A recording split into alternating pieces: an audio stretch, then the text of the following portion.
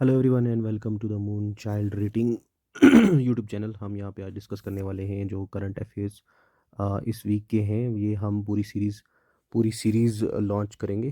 तो इस सीरीज़ के पहले क्वेश्चन से स्टार्ट करते हैं। क्वेश्चन नंबर 1 जो दिया हुआ है यहाँ पे, ये आप देखें। Consider the following statement with respect to special and differential treatment provisions in the WTO agreement which are correct. तो आपको डब्ल्यूटीओ जो एग्रीमेंट हुआ था पिछले वीक में, उसके बारे में जो इन्होंने बताया है, ये 4 ऑप्शंस आपको दिए गए हैं और इनमें से आपको करेक्ट वन चूज़ करना है। Short time period for implementing agreements and commitments, measures to increase trading opportunities for developing countries, provisions require all WTO members to safeguard the trade interest of developed countries, support to help developing countries build the capacity to carry out WTO work, handle disputes and implement technical standards। तो आपने इसमें बताना 2 and 4 correct है, 1 2 3 only 1 and 2 या all of the एबो। तो आप लोग को पता होगा जो WTO है, ये एग्रीमेंट बना रही है गवर्नमेंट बाहर जो कंपनीज एक्सपोर्ट और इंपोर्ट करते हैं। तो आपके पास आपको सिलेक्ट करना है सही जो करेक्ट आंसर होगा। तो जो इसका करेक्ट आंसर है वो है 2 and 4। Measures to increase trading opportunities for developing countries के लिए है, और support to help develop countries build the capacity to carry out WTO work, handle disputes and implementation technical standards. आइए अब समझते हैं WTO के एग्रीमेंट के बारे में। WTO है क्या? अंडर द WTO सिस्टम जो है, ये ज़्यादातर जो डेवलपिंग कंट्रीज़ के लिए क्या किया जाता है, जैसे कि कोई भी कंपनी यहाँ की जो बाहर एक्सपोर्ट करेगी उसके ऊपर हैवी ड्यूटीज़ इंपोर्ट की जाती हैं। इसलिए जो ये एग्रीमेंट बनाया गया इसमें, ताकि जो यहाँ की कंट्री जो एक्सपोर्ट करती हैं वो कम से कम उन पे लगे, ताकि वो गवर्नमेंट के अंडर आ सकें। तो ये अकॉर्डिंगली जो इसकी एडवांटेजेस और इसके डिफरेंट प्रोविजंस आप देख सकते हैं, ये बहुत ज़रूरी हैं। आपको एग्ज़ाम में कोई भी इनमें से पूछा जा सकता है। चलते हैं हम क्वेश्चन नंबर 2 की तरफ। और हमारा क्वेश्चन नंबर 2 जो है, what is 24 hour Le Mans recently seen in news. जो 24 आवर्स ऑफ ली मेंस है, ये क्या चीज़ है, ये आपने बतानी है। ये कंसंट्रेशन कैंप है ड्यूरिंग वर्ल्ड वॉर 2 रिसेंटली जो डिमोलिश किया गया। 24 आवर्स स्पोर्ट कार रेस है फ्रांस में। 24 hours flight endurance test 2 French made Rafale jet के लिए है। बेस्ट फीचर फिल्म है in Academy of Motion Pictures Arts and Science 2021। तो जो इसका करेक्ट आंसर है वो है 24 hours sport car race at France. ये हर साल की जाती है फ्रांस में इस नाम से, ये आपको याद रखना पड़ेगा। ये एक एनुअल रेस होती है जिसमें हाई स्पीड आइकॉनिक सर्किट, इस सर्किट का नाम रखेंगे डी ला सरते, इसका नाम है। ये ली मैंस फ्रांस में है, इसीलिए इसका नाम ली मैंस रखा गया है। इसमें 24 आवर्स की नॉन स्टॉप कार रेसिंग होती है ग्रेट डिस्टेंस, बड़ी डिस्टेंस के लिए। ये स्टार्ट की गई थी 1923 में। बढ़ते हैं नेक्स्ट क्वेश्चन की ओर। क्वेश्चन नंबर 3 है हमारा यहाँ पे। आपको ये जो फॉलोइंग पेज दिए इनमें से करेक्ट चूज़ करना है। होकरा वेटलैंड केरला में है, सही है कि नहीं, गलत ये बताना है। हरीके वेटलैंड या कांजिली वेटलैंड। तो यहाँ पे आप देख सकते हैं इसका करेक्ट आंसर 2 ओनली है। यहाँ पे जो करेक्ट वन है वो सिर्फ 2 है, हरीके वेटलैंड पंजाब में है। बाकी जो 2 दी हुई हैं वो गलत है। यहाँ पे आप देख सकते हैं जो होकरा वेटलैंड है जो पहले नंबर पे केरला में दी है, ये एक्चुअली श्रीनगर में है, 10 kilometres away from the Srinagar. ये झेलम बेसिन पे है। उसके बाद जो हरी के वेटलैंड है ये पंजाब में है, तारन तारा साहिब जो डिस्ट्रिक्ट है वहाँ पे है। यहाँ पे 20 लाख से ज़्यादा एंटीडेट पाए जाते हैं। एंटीडेट बोला जाता है डक्स, गीज, स्वैंस वगैरह जो ये माइग्रेशनरी बर्ड्स होते हैं इनको। जो कांजली वेटलैंड है ये कांजली लेक के पास है, ये भी कपूरथला डिस्ट्रिक्ट पंजाब में है। यहाँ पे 92 स्पीशीज़ ऑफ बर्ड्स होती हैं, वेरियस काइंड्स ऑफ मैमल्स हैं, एम्फीबियंस एंड फिश है। ये आपको रिमेंबर करना पड़ेगा, एग्जाम में कुछ भी पूछा जा सकता है, तो it's very important. Next question number 4. Judicial review is considered as the basic structure of the Indian Constitution in which of the following cases choose the correct options।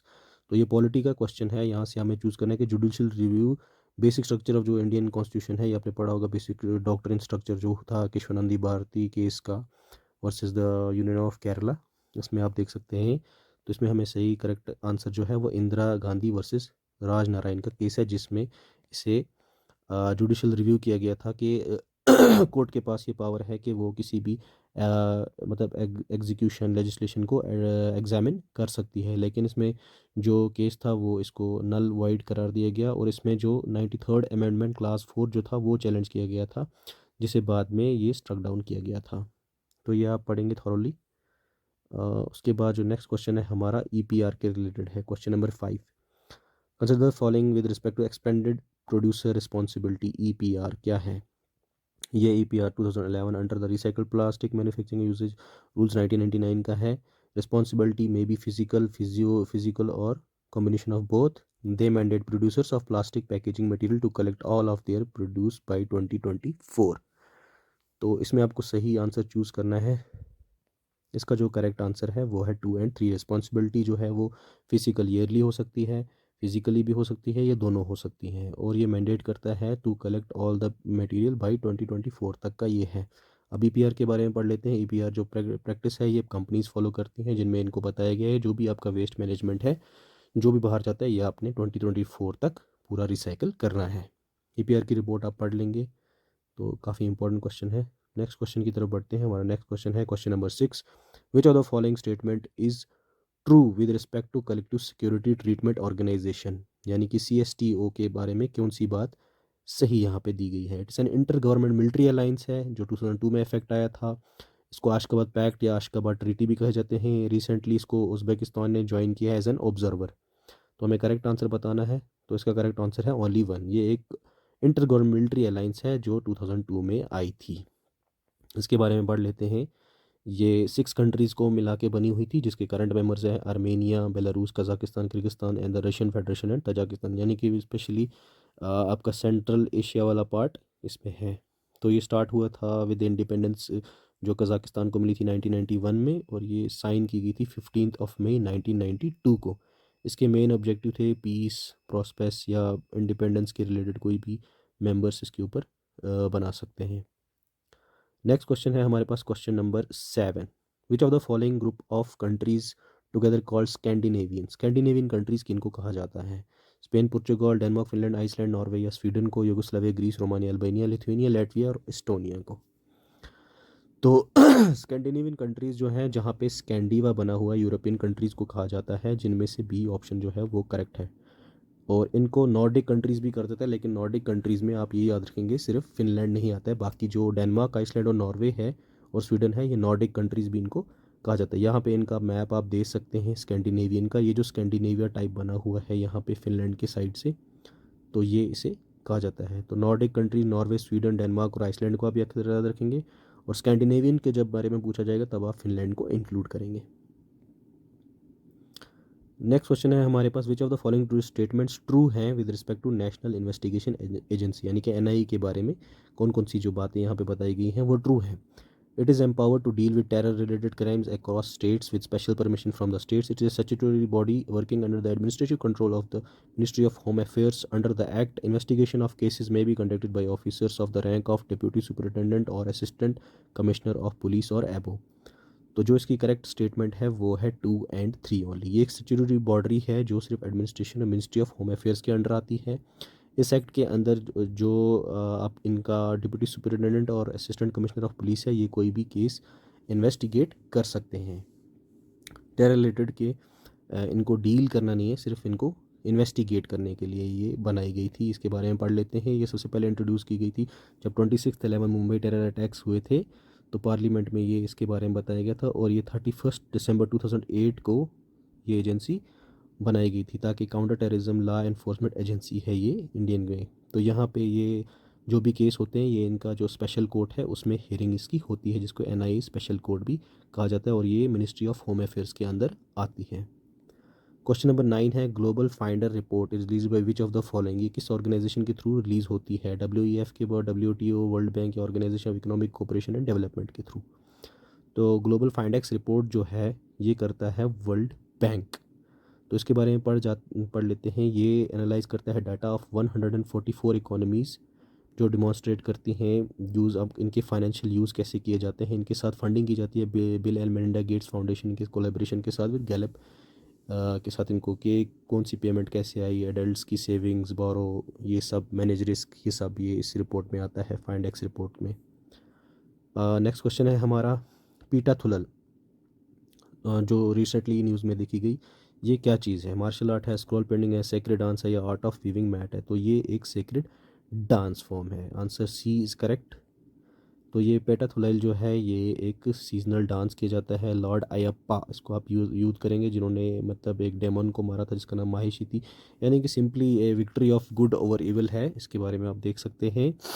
तो ये इसमें कुल 1000 डिवोटीज़ होते हैं। ये एक लॉन्ग डांस करते हैं जिसमें नानियर mosque across the road to Lord Ayyappa को ये देते हैं वेलोर। ये एनुअली होता है इन केरला। क्वेश्चन नंबर 11 जो हमारे पास है, इनमें से हमें बताना है कि with respect to biodiversity heritage sites कौन सी स्टेटमेंट है वो करेक्ट है। Only central government can notify in the official gazette in constitution with local bodies areas of biodiversity importance at BHS। State government in consultation with the central government can frame schemes for compensating और rehabilitating anyone economically affected by such notification. Mystica swamp in Maharashtra has been declared as a biological heritage site. तो हमें इन तीनों में से correct answer choose करना है। जो इनमें से तीनों का करेक्ट आंसर जो है वो 2 और 3 है। ये स्टेट गवर्नमेंट के इन कंसल्टेशन विद सेंट्रल गवर्नमेंट के थ्रू फ्रेम किया जाता है रिहेबिलिटेशन के लिए, इकोनॉमिकल जो भी अफेक्टेड सच होगा। जो स्वैम्प है ये महाराष्ट्र में as a biological heritage site declare किया गया है रिसेंटली।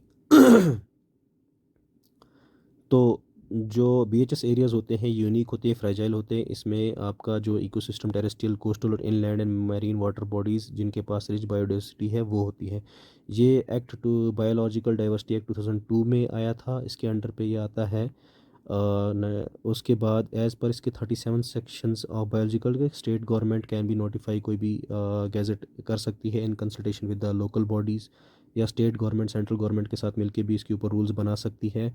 और जो मिस्टिका डाइवर्स है बम्बाडे विलेज ऑफ दोम्बरवन तुलगा एज ए बायोडाइवर्सिटी हेरिटेज इसको अभी डिक्लेयर किया गया है। तो जो बायोडाइवर्सिटी हेरिटेज साइट्स हैं ये आपने पढ़ने हैं, इनमें से कुछ भी पूछा जा सकता है। पढ़ते हैं हम क्वेश्चन नंबर 12 की तरफ। जो हमारा question number 12, consider the following statement with respect to adjusted gross revenue. Economics का ये क्वेश्चन है, इसमें से आपने बताना है कि कौन सा करेक्ट है। जो ये ग्रॉस रेवेन्यू है ये usage of licensing fee that telecom operators को दिया जाता है department of telecom communication DoT के through. AGR includes from both telecom और नॉन टेलीकॉम सर्विसेज के। सुप्रीम कोर्ट ऑफ इंडिया ने अलाउ किया टेलीकॉम कंपनीज को 10 years time to pay their adjusted gross revenue dues to the government को उन्होंने देने हैं। तो इसमें से जो करेक्ट सेगमेंट है इसमें ये जो तीनों दिए हुए हैं तीनों करेक्ट हैं। AGR जो है ये टेलीकॉम सर्विसेज को पे करना पड़ता है, तो इसमें ऑल ऑफ द अबव आएगा। ये तीनों आप पढ़ लेंगे। अभी डॉट के बारे में भी आपने पढ़ना, डिपार्टमेंट टेलीकम्युनिकेशन की अगेंस्ट भी आपको सारा पढ़ना पड़ेगा। जो नेक्स्ट क्वेश्चन है हमारा ये है जो एक एनिमल के बारे में है। यहाँ पे ये हार्डेस्ट कंडीशंस में रहता है, अर्थ के thick white grey coat spotted होता है, large black rosettes blend in perfectly एशियस स्टीप रॉकी हाई माउंटेन्स में ये रहता है। तो आपने बताना है ये कौन सा है इसे गोस्ट ऑफ माउंटेन्स भी कहा जाता है। तो इसका जो करेक्ट आंसर है वो है स्नो लेपर्ड। ठीक है, तो इसके बारे में पढ़ लेते हैं। साइंटिफिक नेम इसका है पैंथेरा यूनिका। इसका ये टॉप प्रेडेटर है। तो इसका जो हैबिटेट है ये माउंटेनस रेंजेस में रहता है एशिया में और वेस्टर्न हिमालयाज़ में, जम्मू कश्मीर हिमाचल प्रदेश, ईस्टर्न हिमालय उत्तराखंड सिक्किम और अरुणाचल प्रदेश में। इसका जो कैपिटल है वो हेमिस लद्दाख अब जो है वहाँ पे ये ज़्यादा पाया जाता है। नेशनल पार्क जो हेमिस नेशनल पार्क है वहाँ पे स्नो लेपर्ड की प्रेजेंस ज़्यादा है। नेक्स्ट क्वेश्चन है हमारा यहाँ पे, which among the following islands of Andaman और निकोबार का जो आइलैंड है मड वॉल्केनोज इनको कहा जाता है और लोकली इनको जल की भी कहा जाता है, कौन से आइलैंड पे है। तो इसका जो करेक्ट आंसर है वो है बारातंग आइलैंड। यहाँ पे आप देख सकते हैं मैप अंडमान एंड निकोबार का। यहाँ पे मैंने इनको एनसर्कल किया हुआ है हैवलॉक आइलैंड्स, यहाँ पे जो लिखे हुए हैं ये अंडमान निकोबार में है। मड वॉल्केनोज यहाँ पे होते हैं। मड वॉल्केनोज अब्रप्ट विच रिसेंटली देखा गया 2005 में। 2004 में जो इंडोनेशिया में अर्थक्वेक आया था वो भी इसी की वजह से आया हुआ था। प्रीवियस जो मेजर जो इरप्शन रिकॉर्ड की गई थी वो की गई थी 18 फरवरी 2003 में। इनको जल की कहा जाता है। ये भी आप एग्ज़ाम में आपको क्वेश्चन उल्टा से पूछे, बारतंग रैंग में जो वॉल्केनोज होते हैं उनको लोकली क्या नाम दिया जाता है, तो वहाँ पे जब ऐसे क्वेश्चन आएगा तो आप जल की लिखेंगे। अदरवाइज़ अगर ऐसे क्वेश्चन आएगा तो आप बारातंग आइलैंड लिख सकते हैं। नेक्स्ट क्वेश्चन है हमारा क्वेश्चन नंबर 14। यहाँ पे दिया गया है एशियन इंफ्रास्ट्रक्चर इन्वेस्टमेंट बैंक जो AIIB है उसके बारे में आपने करेक्ट ऑप्शन चूज़ करना है। तो AIIB जो है मोर लोन्स इंडिया के लिए उन्होंने अप्रूव किए गए हैं। चाइना जो है इसका बिगेस्ट शेयर होल्डर है, इंडिया सेकंड पे आता है। ये permanent observer status in the deliberation of both the United nation general assembly में और इकोनॉमिक एंड सोशल काउंसिल में इसकी परमानेंट ऑब्जर्वर स्टेटस है या नहीं, ये आपने करेक्ट बताना है कि कौन सा है। तो इसका जो करेक्ट आंसर है वो है ऑल ऑफ द अबव। जो तीनों दिए हुए हैं कि ये तीनों जो है ये एक मेंबर्स इसमें हैं जो लोन्स प्रोवाइड करते हैं। चाइना इसका बिगेस्ट शेयर होल्डर है, ये भी आप याद रखना है। और इसके पास परमानेंट ऑब्जर्वर स्टेटस है दोनों, यूनाइटेड नेशन जनरल असेंबली में भी और इकोनॉमिक सोशल काउंसिल में भी। तो यहाँ पे आप देख सकते हैं ये improve social economic outcomes in Asia में, उसके सपोर्ट में यहाँ पे इस रिसेंटली न्यूज़ में देखा गया था। इसका आपने याद रखना है कि इसका हेडक्वार्टर बीजिंग चाइना में है और इसने अपने ऑपरेशंस जनवरी 2016 से आगे बिगैन किए थे। और इसने मोर लोन्स इंडियंस के लिए भी किया है। चाइना इसका सबसे बड़ा शेयर होल्डर है। उसने 28 प्रोजेक्ट्स अभी तक इंडिया में फ़ंड किए हैं और जिनकी टोटल वैल्यू है $6.7 बिलियन। नेक्स्ट क्वेश्चन है हमारा, ब्लू डॉट नेटवर्क के बारे में हमें बताना है कि सही आंसर क्या होगा। The international protocol for internet connectivity है the network of countries involved in the blue flag certification of their beaches, infrastructure development in the Indo Pacific region, a group of countries working towards enhancing port infrastructure. तो इसका जो सही answer है infrastructure development in the Indo Pacific region. तो ये सबसे पहले जो फॉर्मली अनाउंस किया गया था 4 नवंबर 2019 को। इसके जो बिज़नेस फोरम है बैंकॉक में है, जब था 35th ASEAN समिट हुआ था। ये लेड किया गया था यूएस के इंटरनेशनल डेवलपमेंट फाइनेंस कॉरपोरेशन के थ्रू। इनिशिएटिव जो है ये इंफ्रास्ट्रक्चर को डेवलपमेंट और इमर्जिंग मार्केट्स के ऊपर यूज़ किया गया था। जो इसका project approve will get A blue dot, उसे ब्लू डॉट दिया जाएगा जो भी यहाँ पे ग्लोबली रिकग्नाइज़ किया जाएगा। तो इसके बारे में आप थोड़ा पढ़ लेना और ये डेवलपमेंट आपने ज़रूरी पढ़नी है। इसके बारे में जो प्रिंसिपल सेट किए गए हैं G20 G7 नेशंस, इनके बारे में आपने पढ़ लेना है। तो बढ़ते हैं नेक्स्ट क्वेश्चन की तरफ। नेक्स्ट क्वेश्चन है क्वेश्चन नंबर 16। जो आपने देखा होगा दरवाज़ा क्रेटर रिसेंटली जो न्यूज़ में आया था, ये कौन सी कंट्री में लोकेटेड है, जहाँ पे अभी उसको बंद करने का आया था कि जिसे डोर टू हेल भी कहा जाता है। तो ये कौन सी कंट्री में है, तो ये है तुर्कमेनिस्तान में। तो आपने ये याद रखना है। क्रेटर है ये जिसे गेटवे ऑफ हेल भी कहा जाता है। काराकोरम डेजर्ट, आपने डेजर्ट का नाम भी याद रखना है। जो तुर्कमेनिस्तान की जो कैपिटल है अशगाबाद, वहाँ से 260 किलोमीटर्स अवे है। जो प्रेसिडेंट है तुर्कमेनिस्तान के, उन्होंने इसे रीनेम किया था शाइनिंग ऑफ काराकोरम। ये 69 मीटर वाइड है, 30 मीटर्स डीप है। तो ये एक्चुअली हुआ कैसे था कि जब इन्होंने ड्रिलिंग स्टार्ट की थी यहाँ पे ऑयल एंड नेचुरल गैस को ढूंढने के लिए, तो यहाँ पे ये एब्रप्टली बाहर निकल रही थी गैस। तो गैस तो कि बहुत ज़्यादा जहरीली होती या इम्पैक्ट इसका बहुत ख़तरनाक होता है, इसीलिए इसे जलते रहने के लिए छोड़ दिया गया था इन 1971 सोवियत ड्रिलिंग ऑपरेशन के थ्रू। ये भी आप याद रखेंगे। तो ये थे आज के हमारे टॉप जो इस वीक की न्यूज़ में जो टॉप थे वो। इसी तरह हम नेक्स्ट वीडियोस भी अपलोड करते रहेंगे, तो प्लीज़ सब्सक्राइब कर लें इस चैनल को। Thank you.